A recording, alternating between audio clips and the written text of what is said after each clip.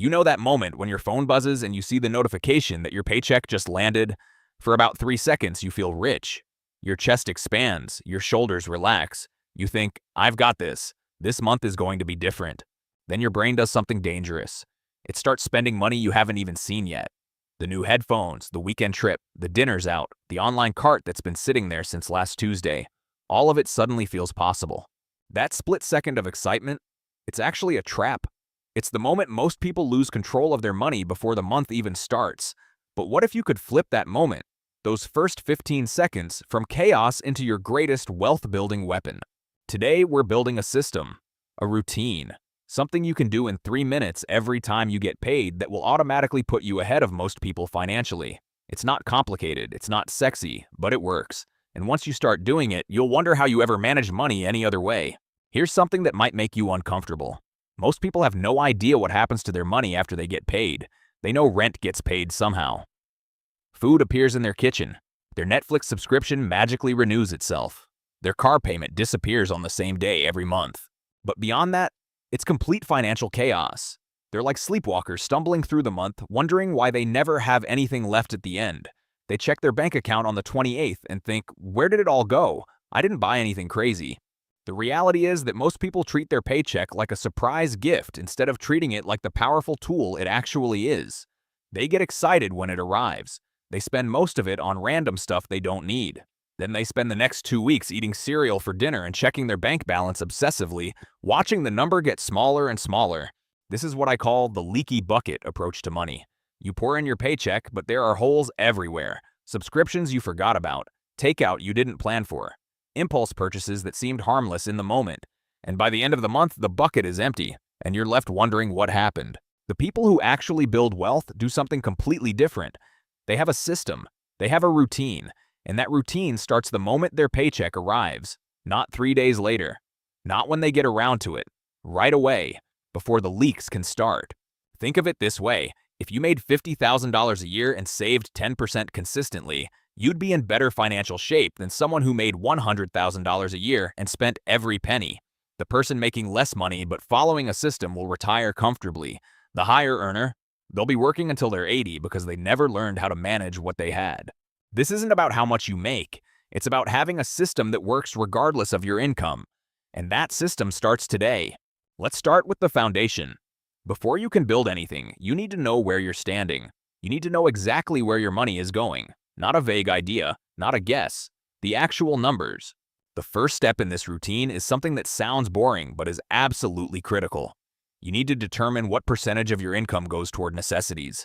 Not what you think should be necessities. Not what you wish were necessities. What you actually need to survive.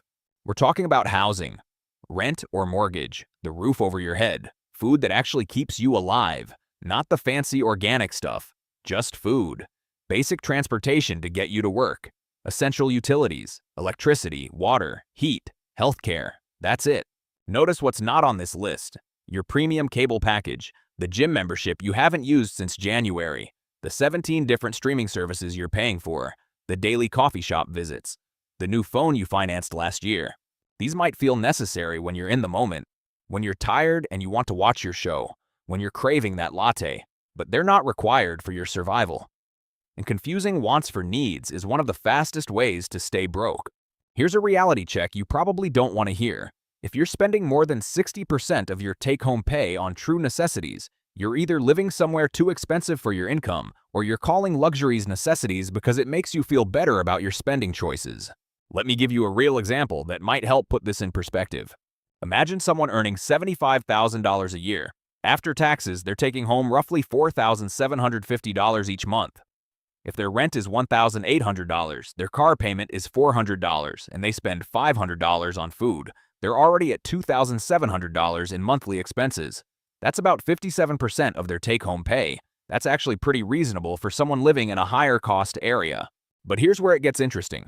That same person might look at their budget and think they're barely scraping by, especially if they're also paying for streaming services, eating out regularly, buying coffee every day, and making other small purchases that seem insignificant individually but add up to hundreds of dollars monthly. The key is being brutally honest with yourself. Not the version of yourself you want to be. The version of yourself that's actually spending the money. Once you know your necessity percentage, the next step happens before you spend a single dollar on anything optional. You need to make sure you're staying current on any debt payments you have. This isn't about paying off all your debt immediately, although that's a worthy goal. This is about protecting your credit score. Think of your credit score as your financial reputation, and in our current system, that reputation affects almost everything. It determines what interest rate you'll pay on a mortgage, whether you can qualify for a decent car loan, sometimes even whether you can rent an apartment or get certain jobs. Your credit score is like a key that unlocks doors. A bad score locks them. Here's something that might surprise you about credit scores. The difference between excellent credit and terrible credit often comes down to just one missed payment. If you make 99% of your payments on time, that's considered good. But if you drop to 97% on-time payments, your credit score tanks dramatically. In school, 97% gets you an A+.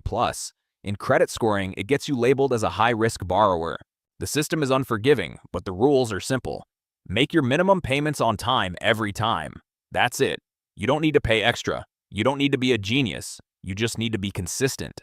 This step isn't glamorous. It won't make you feel wealthy. It won't get you 1 million followers on social media, but it's absolutely essential for long-term financial success. Consider it the foundation that everything else gets built on. If this part cracks, the whole thing falls apart. Now we get to the part that most people ignore until it's too late. The emergency fund. I know. Emergency funds are about as exciting as watching paint dry in slow motion. But stay with me here, because this might be the most important part of your entire financial strategy. An emergency fund is exactly what it sounds like. It's money you set aside for when life decides to throw you a curveball. And trust me, life loves throwing curveballs. Your car breaks down the day before a big meeting. Your laptop dies right when you need it most. Your dog eats something expensive and needs emergency surgery on a Tuesday. The goal is to have 3 to 6 months of your living expenses saved up in an account you can access immediately, not invested in the stock market where it might lose value right when you need it most. Not locked up in some certificate of deposit where you can't touch it for 6 months. Just sitting there in a boring savings account, ready to rescue you when everything goes wrong. Let's go back to our earlier example. If someone's monthly necessities cost $2,700, their emergency fund should be somewhere between $8,000 and $16,000. I can hear you thinking, that's impossible. I can't save that much. I'm barely making it as it is. Here's the thing, you're not trying to save it all at once. You're not trying to build a fortress in a day. You're just trying to stack one brick at a time. $50 a week, $100 a month, whatever you can. The goal isn't to finish tomorrow, it's to start today. Here's what nobody talks about when it comes to emergency funds. They're not just about the money, they're about peace of mind. When you have 3 to 6 months of expenses sitting in your savings account, you sleep differently at night. You walk into work with more confidence because you know that if something happens to your job, you're not going to be eating ramen noodles and living in your car next month. But here's where most people mess this up completely. They think their emergency fund needs to be earning amazing returns. So they invest it in risky assets or lock it up in accounts they can't access quickly. Then, when an actual emergency happens, their money is either worth less than when they put it in or they can't get to it without paying penalties. Your emergency fund should be boring. Put it in a high-yield savings account that's insured and call it a day. You're not trying to get rich off your emergency fund. You're trying to stay financially stable when life gets chaotic. Once your emergency fund is established, you've officially graduated from financial survival mode to wealth-building mode. This is where things get interesting, and it's where most people start seeing real progress toward their financial goals. If your employer offers any kind of retirement plan with matching contributions, this should be your absolute first priority for investing. Think about employer matching like this. If your boss walked up to you every month and offered to give you free money in exchange for you putting some of your own money into a retirement account, you'd think they'd lost their mind, right? But that's literally what employer matching is. It's free money that most people leave on the table because they don't understand how powerful it is.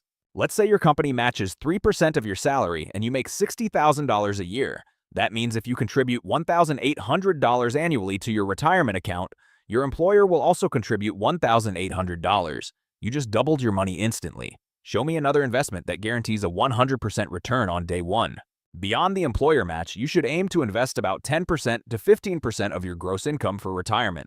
This might sound like a lot, especially if you're just starting out, but remember, this money is working for you over decades. The earlier you start, the less you'll need to contribute each month to reach your retirement goals. Here's something that might blow your mind about retirement investing. If someone starts investing $300 a month at age 25 and earns an average return of 8% annually, they'll have around $1 million by age 65. But if they wait until age 35 to start investing the same amount, they'll only have about $400,000 at retirement. That 10-year delay costs them around $600,000. Time is literally money when it comes to investing. And every month you wait to start is money you're throwing away. But here's what's really crazy about this step. Most people overthink it to the point where they never actually start investing.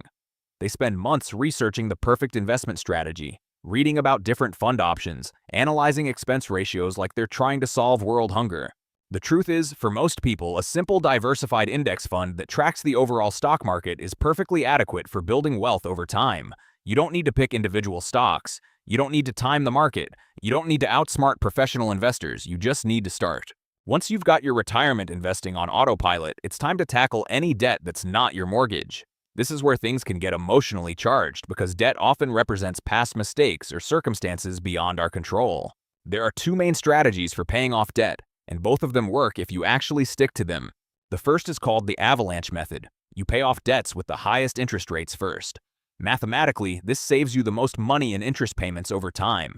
It's the most efficient approach. It's also the hardest to stick with because the progress can feel slow. The second approach is the snowball method. You pay off your smallest debts first, regardless of interest rates. This isn't the most financially optimal approach, but it can be incredibly motivating because you see debts disappearing quickly, which gives you momentum to keep going. I personally lean toward the snowball method for most people. Here's why. Personal finance is more about psychology than mathematics. If paying off your smallest debt first keeps you motivated to continue the process, then that's the right strategy for you, even if it costs you a few extra dollars in interest. A strategy you stick with is infinitely better than a perfect strategy you abandon after 3 months. The key is picking one method and sticking with it until all your non-mortgage debt is gone. Don't overthink it, don't switch strategies halfway through, and definitely don't ignore your debt hoping it will magically disappear. It won't. It will grow. It will follow you. It will keep you up at night. After you've handled your employer retirement match and you're making progress on debt payments, you can start exploring other investment options. And this is where things get really interesting. A Roth retirement account is particularly attractive because all your gains grow completely tax-free. You pay taxes on the money you contribute now, but when you retire and start withdrawing funds, you won't owe any taxes on the growth. Not a penny. It's like planting a tree today and never having to pay taxes on the fruit it produces for the rest of your life. Every apple, every orange, every bit of growth is yours to keep. For your regular investment accounts outside of retirement plans, the tax situation is different. You'll pay capital gains taxes when you sell investments for a profit, but the tax rate depends on how long you held the investment. Hold an investment for more than a year, and you'll qualify for lower long-term capital gains rates. Hold it for less than a year, and you'll pay regular income tax rates on any gains. This is why successful investors think long-term. They're not trying to get rich quick by buying and selling stocks constantly. They're building wealth slowly and steadily while minimizing the amount they pay in taxes along the way. The tax code is designed to reward patience. The longer you hold, the less you pay. The more you trade, the more the government takes. Play the long game. Now we get to the final step. The step that ties everything together. The step that separates people who actually build wealth from people who just talk about building wealth. You need to automate everything we just discussed. Here's the thing about willpower. It's like a muscle that gets tired throughout the day. You might wake up Monday morning feeling motivated to manage your money perfectly. You're going to do it right this time. You're going to stick to the budget. You're going to save more. You're going to invest more. But by Thursday evening, when you're tired from work and stressed about life, that motivation has completely evaporated. You'll look at your bank account and think, I'll just move money to savings next week when I have more energy. Spoiler alert. Next week, you'll have even less energy. Next week will be worse. Next week, you'll be even more tired. This is why automation is absolutely critical. When your money moves automatically according to your plan, you remove human emotion and laziness from the equation entirely. Your money gets allocated properly whether you're having a good day or a terrible day, whether you're motivated or completely burned out. You don't need to be disciplined when your money is disciplined for you. Here's how I handle automation, and you can copy this system exactly if you want. When my paycheck hits my checking account, I let it sit for exactly 1 day. Not because the money needs time to settle, but because I'm paranoid about timing and I want to make sure everything clears properly. Then on the day after I get paid, automatic transfers happen like clockwork. A predetermined amount moves from my checking account to my savings account. From there, other automatic transfers move money to specific goals.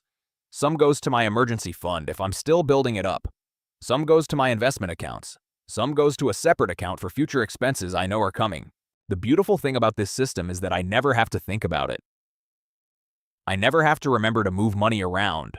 I never have to fight the temptation to spend money that should be going toward my future.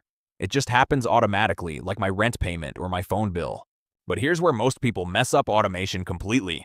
They set up all these automatic transfers and then forget to adjust them when their situation changes. They get a raise at work, but keep saving the same dollar amount instead of increasing their savings rate.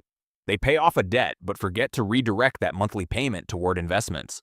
They're running on financial autopilot, but they never update their flight plan. Every 6 months, take a look at your system. Ask yourself, does this still make sense? Can I save more? Can I invest more? Have my goals changed? Update your automation. Keep it current. Let's lock this in with a quick recap, because this routine only works if you remember it, and you'll only remember it if you see it clearly. Step 1. The necessity audit. Know what percentage of your income goes to actual survival. Be honest with yourself. If you're spending more than 60% on true necessities, you're either in the wrong housing or you're lying to yourself about what's necessary. Step 2. The credit shield. Make your minimum debt payments on time every time. Your credit score is your financial reputation. Protect it like it matters, because it does. Step 3. The emergency fortress. Build 3 to 6 months of expenses in a boring savings account. It's not about returns, it's about peace of mind. It's about being able to sleep at night. Step 4. The investing accelerator. Capture your employer match. That's free money. Then aim to invest 10% to 15% of your income for retirement. Start today. Time is your greatest asset. Step 5. The debt demolition. Pick a method, avalanche or snowball, and stick with it. Pay off everything that's not your mortgage. Every dollar you pay in interest is a dollar that's not building your future. Step 6. The tax-advantaged accelerator. Use Roth accounts for tax-free growth. Hold investments long-term to pay lower taxes. The tax code rewards patience. Be patient. Step 7. The automation engine. Set it and forget it. Let the system run without you. Update it when your life changes. Your future self will thank you. Here's the thing about this routine that most people don't understand. It's not about being perfect. It's about being consistent. You don't need to save 50% of your income. You don't need to invest in the perfect stocks. You don't need to live like a monk and never enjoy anything. You just need a system that works, and you need to follow it. The person who saves 10% of their income every month for 30 years will have more money than the person who saves 20% of their income for 6 months and then quits. Consistency beats intensity every time. This routine works because it removes decisions. It removes temptation. It removes the need for willpower at 10 p.m. on a Thursday when you're tired and you just want to order food and buy something nice for yourself. When your money moves automatically, you don't have to be strong. You just have to be. The system does the work. Most people spend their whole lives trying to outsmart their own bad habits. They make resolutions. They set goals. They try really hard for 2 weeks. Then life happens. Then they give up. Then they start again next year. The people who build wealth aren't smarter. They're not luckier. They're not more disciplined. They just stopped fighting their own brain.